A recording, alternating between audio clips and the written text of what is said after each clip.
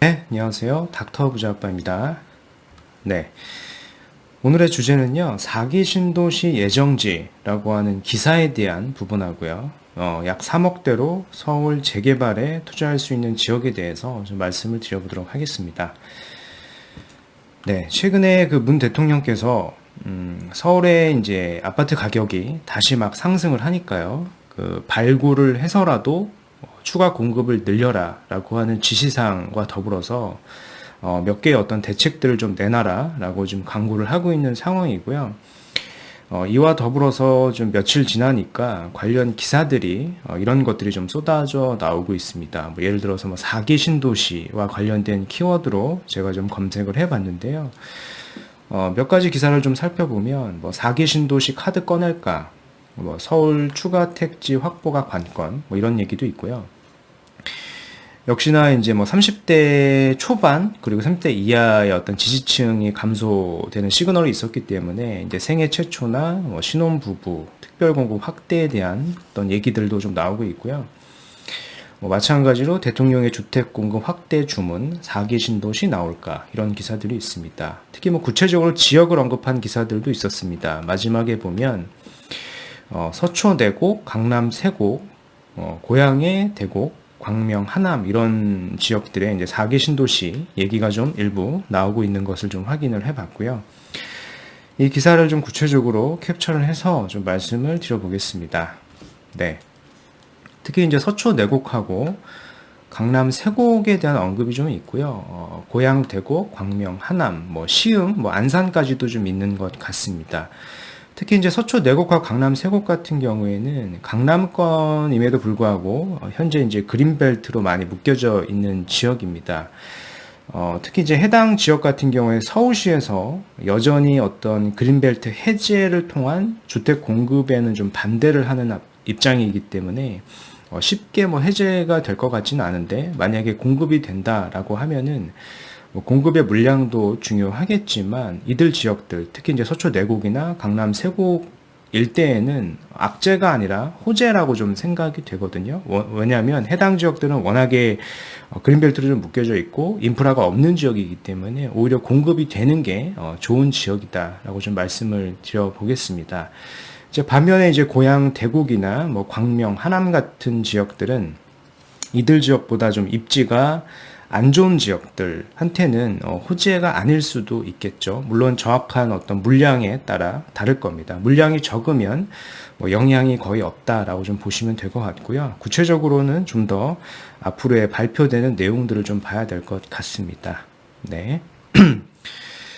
그래서 이제 추가적으로 좀 거론되고 있는 어떤 주택 공급 확대 방안에 대해서 총 5가지로 좀 얘기를 하고 있는 걸로 좀 보여집니다. 보시면 첫 번째가 기존 택지를 좀 확대하겠다라는 겁니다. 즉 3기 신도시의 택지 밀도를 좀 더 상향을 해서 좀 더 많은 사람들에게 이제 공급을 하겠다라고 하는 걸로 좀 보여지고요. 두 번째는 4기 신도시 개발. 아까 말씀드렸듯이 강남권 일부 단지들도 있을 것이고 뭐 경기 광명, 뭐 안산 등의 새 택지를 조성하겠다라고 하는 좀 플랜을 좀 가지고 있는 걸로 좀 보여지고요. 이제 세 번째가 이제 서초입니다.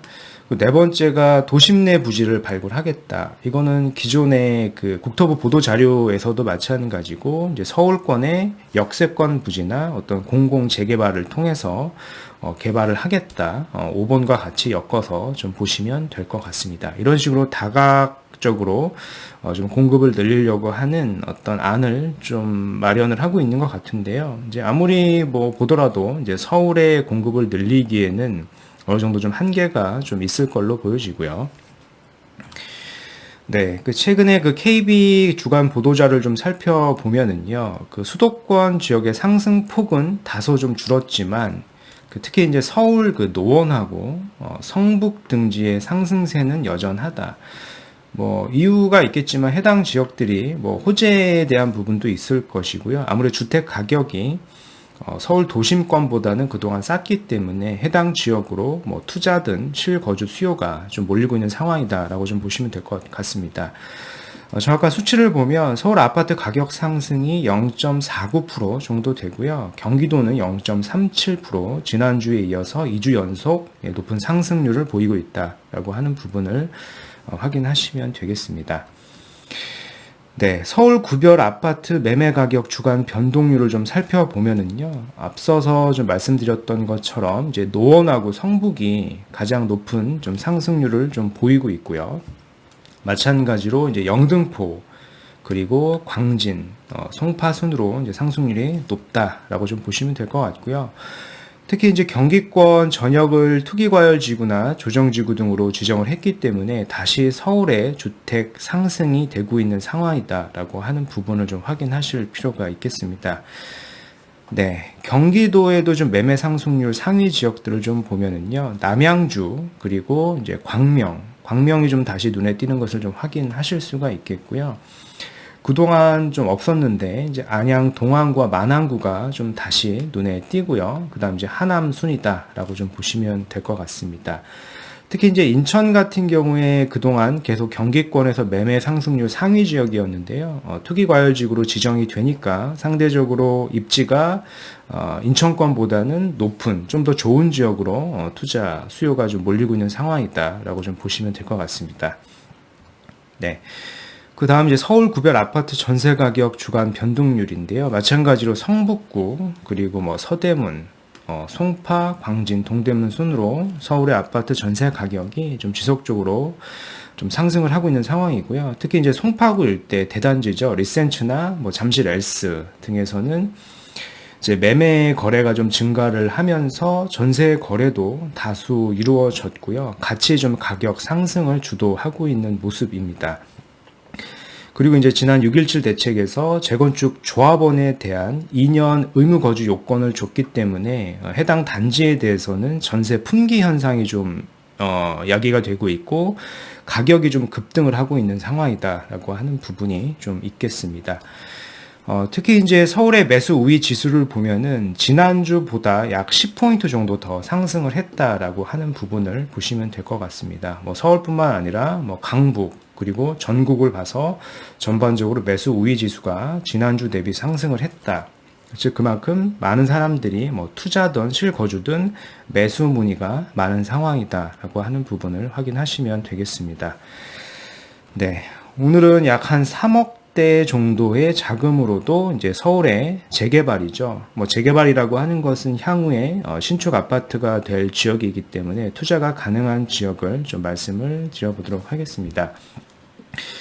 뭐 잘 아시는 장위 뉴타운에 대해서 간략하게 좀 말씀을 드릴 건데요. 장위 뉴타운을 보시면 많은 구역들이 있습니다. 뭐 먼저 이제 지하철을 좀 보시면 1호선이 이렇게 지나가죠.